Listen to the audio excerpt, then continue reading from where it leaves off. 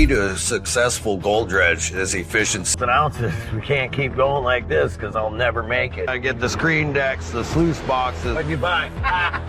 I'm excited. Let's go. No one saw it coming. 60 feet beneath the icy surface of the Bering Sea, Shawn Pomrenke's dredge slammed into something that brought the entire operation to a dead stop. It wasn't a storm. It wasn't a mechanical failure. Whatever they hit that day forced an emergency shutdown, left the crew in stunned silence, and would later turn out to be a discovery valued at $110 million. This wasn't a slow reveal or a lucky accident. It happened in an instant. The sonar readings no longer matched the charts. The suction system froze mid-operation. When Shaw checked the data, he knew immediately this wasn't just another gold deposit. They had uncovered something no one was prepared for. Deep in one of the most dangerous mining environments on Earth, where every second underwater is a test of skill and survival. The find raised urgent questions about safety, legality, and the secrets hidden beneath the Bering Sea. Whatever lay at 60 feet had the potential to rewrite everything believed about this gold field. From the moment the equipment screamed in protest, it was clear this was different. To understand why this discovery sent shockwaves through the crew, you have to understand the conditions that day. That morning, the Christine Rose was positioned over a section of the Tom Cod claim Shaw had worked before. It was familiar ground, territory that should have been predictable. The crew had already pulled solid gold from this area in the past, but Shaw had a feeling they hadn't gone deep enough. Experience teaches you that sometimes the real prize sits just below where everyone else stops. Most miners stay between 20 and 40 feet. It's safer. The equipment runs better. The risks are manageable. But Shaw never built his reputation by playing it safe. He's known for pushing limits, going deeper, taking chances others won't, and chasing the kind of finds that turn miners into legends. The dredge operator lowered the suction hose, eyes locked on the gauges as it vanished into the murky water. 30 feet, 40 feet, 50 feet. Everything looked normal, pumps steady, sluice boxes flowing clean. Then, at 58 feet, the numbers changed. Something's not right, the operator called out, tension creeping into his voice. Pressure spiked, then suddenly collapsed. The hose wasn't blocked, but it wasn't moving freely either. This wasn't rock, it wasn't clay. It was resistance, unlike anything they'd felt before. Shaw rushed to the controls, scanning the data. When you've mined as long as he has, you learn to recognize when something doesn't belong. This was one of those moments. The pump strained. The dredge vibrated. Still, nothing surfaced. "Pull it up," Shaw ordered. What happened next stunned everyone on board. As the crew hauled the hose back up, the pressure released all at once. Material blasted through the system, slamming into the sluice boxes in a thick, dark surge. This wasn't the usual sand and gravel.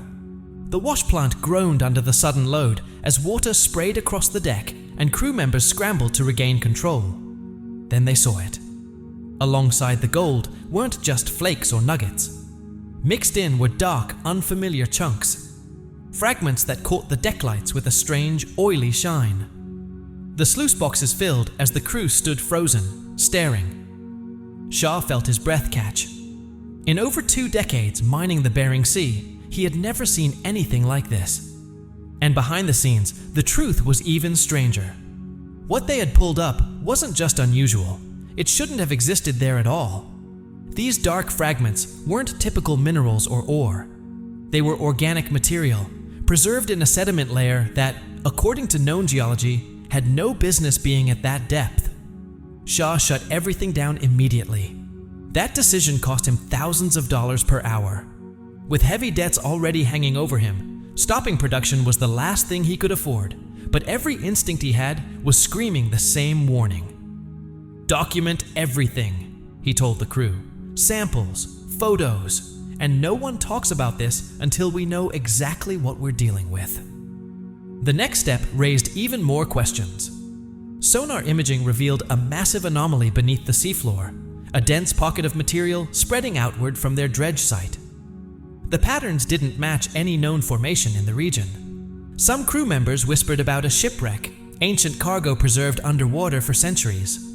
Others suggested it could be an Ice Age collapse zone, a buried remnant of prehistoric sediment. But Shaw knew neither explanation fully fit. The Bering Sea is hiding more history than most people realize. Over millions of years, this narrow stretch between Alaska and Russia has flooded and drained repeatedly. During the Ice Ages, it wasn't a sea at all. It was land. A massive bridge connecting continents. Ancient humans crossed it. Massive, now extinct animals roamed it. And when the ice melted and the ocean returned, that entire world was sealed beneath layers of sediment. What Shaw uncovered at 60 feet wasn't just ground. It was a preserved snapshot of that lost world. And woven through that ancient layer was something that made his biggest gold bets seem insignificant. 3 days later, the assay results arrived. Shaw read the report once, then again, then a third time. The gold concentration alone was staggering. But that wasn't what made his hands shake. Alongside the gold were rare earth elements, materials far more valuable than gold itself. Minerals essential for smartphones, satellites, military systems, and advanced technology. Resources nations compete for and sometimes fight over.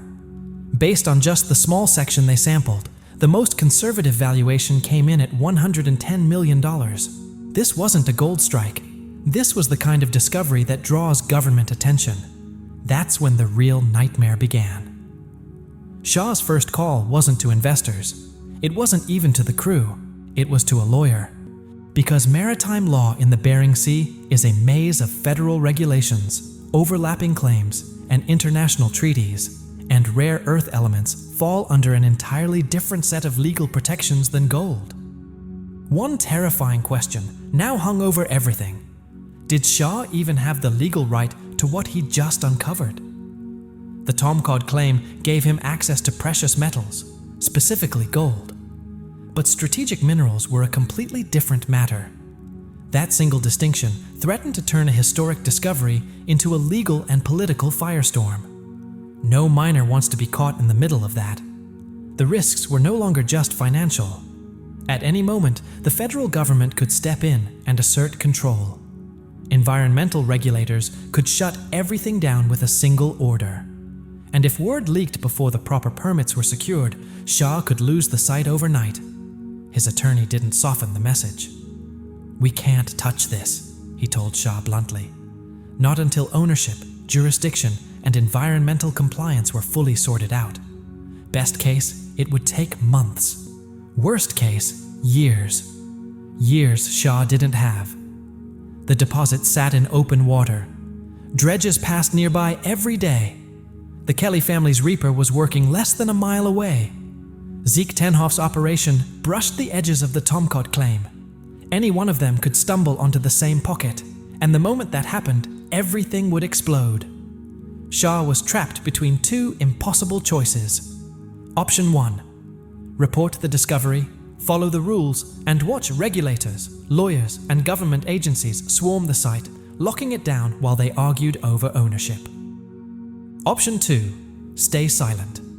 Mine only standard gold along the edges and hope, pray, that no one else uncovered the truth first. What he chose shocked even the people closest to him. For 3 weeks, Shaw ran what may have been the most carefully concealed operation in Bering Sea gold mining history. On the surface, everything looked normal. The Christine Rose worked familiar ground, pulled steady gold, paid the crew, and kept investors calm. But beneath that calm surface, a second operation was unfolding. Every few nights, under cover of darkness, Shaw quietly moved the dredge back over the 60-foot anomaly. Night mining in the Bering Sea is a nightmare. Visibility drops to 0. The water is colder. Mechanical failures are harder to diagnose and far more dangerous. But Shaw had no choice. He needed to understand the full scale of what he'd found before making his next move. He handpicked a tiny, trusted crew, men who asked no questions and said nothing beyond the deck. Working in 4-hour shifts, they pulled small, precise samples from different points around the anomaly, just enough to map it, never enough to draw attention. What those samples revealed changed everything. The deposit wasn't isolated. It stretched nearly 40 acres across the seafloor, following what appeared to be an ancient Ice Age river channel. And if the mineral concentration stayed consistent, and all signs said they did, the value didn't stop at $110 million. It climbed toward $500 million. While the night crews worked offshore, Shaw was building a second team on land. Geologists, mining engineers, legal specialists. He flew consultants in from Anchorage and Seattle, paying top dollar for their expertise and their silence. This was no longer just about mining. It was about surviving the legal battlefield long enough to claim ownership. The pressure was relentless. Every day increased the chances someone else would find the pocket. Every night carried the risk of exposure, injury, or catastrophic equipment failure. And looming over it all was the reality that if federal authorities discovered unauthorized activity, Shaw could face serious criminal charges. "I've gambled before," Shaw would later say. But this was different. This wasn't just money. This was control. This could change Nome, Alaska, maybe the entire industry. And then the secret cracked. In a town like Nome, especially when millions are involved, nothing stays hidden for long. The first leak didn't come from a rival dredge. It came from an assay lab. A technician mentioned an unusual mineral profile. That comment reached someone connected to mining claims. Within 48 hours, whispers were bouncing between bars and coffee shops. Shaw had found something massive, something big enough to shut down parts of his operation, something he didn't want anyone to know about. The Kelly family moved first. Chris Kelly, captain of the Reaper, and Shaw's longtime rival, shifted his dredge closer, within a quarter-mile of the Tom Cod site. On paper, he was working his own ground. In reality, everyone knew he was watching Shaw closely. Then things escalated. In Nome's tight, ruthless mining scene, major discoveries trigger feeding frenzies. Within a week, 3 additional dredges appeared along the edges of Shaw's claim. All legally compliant, all strategically placed, close enough to catch anything that spilled over. The tension that had been building for years finally boiled over. The secret operation was finished. The midnight run stopped. Shaw now faced a brutal truth. Either go public and face regulatory chaos, or watch competitors tear his discovery apart piece by piece. What he did next surprised everyone. Instead of pulling back, Shaw pushed forward. He called an emergency meeting with his investors and laid everything on the table: the discovery, the risks, the legal threats. Then he made an unprecedented request. He asked for a massive infusion of capital to fast-track permits and secure exclusive rights before anyone else could move in. The number was staggering: another $15 million, on top of the fortune already poured into the Tom Cod claim and the Myrtle Irene rebuild. But the upside was undeniable. This wasn't about a good season. This was generational wealth. Once the paperwork was filed, declaring the rare earth discovery and expanding the claim, the response was immediate and overwhelming. Federal agencies moved in fast. First came the Bureau of Ocean Energy Management, demanding a full environmental impact study. Then the U.S. Geological Survey arrived to verify the mineral composition and the true scale of the find. But the agency that truly shook Shaw arrived without warning on a gray Tuesday morning: the Department of Defense. Because behind closed doors, the minerals Shaw had uncovered weren't just valuable, they were strategic. The same rare earth elements used in smartphones and electric vehicles are also essential for radar systems, guidance technology, and advanced weapons platforms. And despite its technological power, the United States still depends heavily on foreign suppliers, especially China, for these materials. A massive domestic source sitting in American waters wasn't just a business opportunity. It was a national security concern. That raised the most dangerous question of all. Even if Shaw had found it, would he be allowed to mine it? The Defense Department officials were calm, precise, and unwavering. Their task was simple: determine whether a private miner should be permitted to extract material of this importance, or whether the federal government needed to take control. They spoke in terms of strategic reserves, national supply chains, and long-term security priorities, concepts so far removed from dredging that it left Shaw stunned. As the investigation dragged on, everything else came to a standstill. Shaw was barred from operating anywhere near the 60-foot deposit. Federal agencies surrounded the area with exclusion buoys, effectively freezing the richest ground he had ever discovered. But the bills didn't freeze with it. Loan payments on the Tomcod claim kept coming. Crew wages still had to be paid. Fuel, maintenance, insurance. Every expense continued piling up while the heart of the operation sat untouched. Each idle day pushed his entire operation closer to collapse. But Shaw didn't build his reputation by waiting. While Washington debated, he pivoted fast. Both the Christine Rose and the Myrtle Irene were redeployed to other sections of the Tomcod claim. Crews were pushed into punishing 20-hour shifts. Gold had to keep moving. Cash flow wasn't optional. It was survival. Because if he defaulted on his debts, it wouldn't matter what waited at 60 feet. He'd lose everything before he ever reached it. The strain was obvious. Crew members later said Shaw slept less than 3 hours a night, if that. He lived on coffee, bounced between nonstop calls with attorneys, tense meetings with federal officials, and the daily pressure of keeping 2 massive dredges running without a single breakdown. When one investor questioned the rising legal costs, Shaw snapped, "I've poured my life into this," he shot back. "The Tomcod, the Myrtle, buying out my father, all of it. And now I'm sitting on the biggest discovery I'll ever make, and I can't touch it because someone in DC needs another signature. You think I'm walking away? Not happening." Then came the decision that changed everything. 8 weeks after Shaw filed for the claim expansion, the ruling arrived. It came in the form of a dense, 200-page federal document that took his legal team 2 full days to untangle. But when the dust settled, the message was clear and shocking. The government would not seize the site. The Department of Defense concluded that while the discovery was strategically important, it didn't justify a federal takeover, but approval came with heavy conditions. First, any rare earth extraction would carry a 35% federal royalty, far higher than standard gold mining rates. Second, the government reserved the right to purchase up to half of the output at market value before Shaw could sell to private buyers. And third, and most critical, Shaw was required to partner with a certified facility capable of processing rare earth elements to military-grade standards. That last requirement nearly killed the deal. Most rare earth processing happens overseas, primarily in China.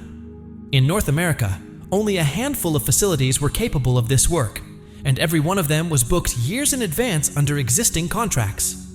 Shaw faced an impossible choice: wait indefinitely, or somehow convince a facility to reshuffle its entire production schedule. So how did he pull it off? This is where years of quiet relationships paid off. Through the McCulley family, his co-owners on the Tomcod claim, Shaw had access to industrial investors deeply embedded in the rare earth sector.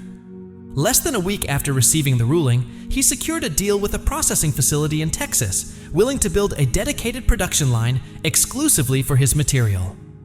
The cost was brutal: $25 million up front just to lock in the partnership, but it cleared the final regulatory barrier. When all the deals were finalized, between the original claim partners, the processing facility, federal royalty agreements, and private investors, Shaw's personal stake in the discovery dropped to just 18%. On paper, that looked small. In reality, 18% of a $500 million deposit still came out to roughly $90 million. More importantly, Shaw retained operational control. He decided where to mine, how fast to push, and when to expand. And crucially, the rare earth project was structured as a separate entity, meaning traditional gold mining on the Tomcod claim continued under the original agreement. Cash flow stayed alive. Debts stayed covered. The day the final permits were approved, Shaw stood on the deck of the Christine Rose, staring out across the gray Bering Sea. The exclusion buoys were gone. The 60-foot anomaly glowed on his GPS screen, now tracked by live data feeds. On land, rare earth mining happens in controlled, hard rock environments. Doing it from a barge in freezing water under relentless ocean conditions was completely uncharted territory. And just when Shaw thought everything was finally in place, cash flowing, operations steady, and his empire solid, something else emerged. A threat far greater than rival miners, more dangerous than permits or red tape, something that could have wiped out everything in an instant. Please subscribe to the Timefold channel, and don't forget to like,